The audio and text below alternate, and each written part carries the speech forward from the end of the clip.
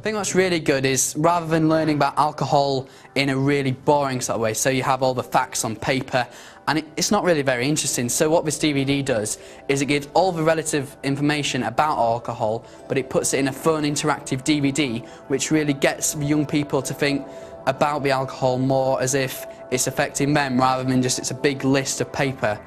We wanted to build the resource around the needs, interests and questions that young people have about alcohol, and create a film and a support pack where youngsters were really actively involved in the education and had real fun as they learnt about some of the more serious issues around alcohol, but also that if we use it sensibly and responsibly, that we can have a good time with it too. When I was your age, I was lucky to go to a sleepover with a couple of cans of pop. And if I was really lucky, a bottle of cider to share between us. Really, my only chance of a drink of alcohol was to get myself adopted by French parents.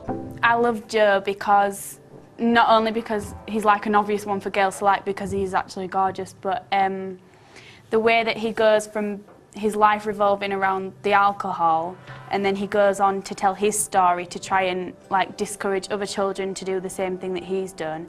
He's like turned his life around from being on the brink of being an alcoholic to being a role model for children who are younger than him, so that they can do what he didn't do, basically. The thing that young people need to know is that you can use alcohol safely, but with a bit of fun, as long as you respect it. I dare you to drink some of this. What is it? Pop. I don't drink, and you know that. I know that.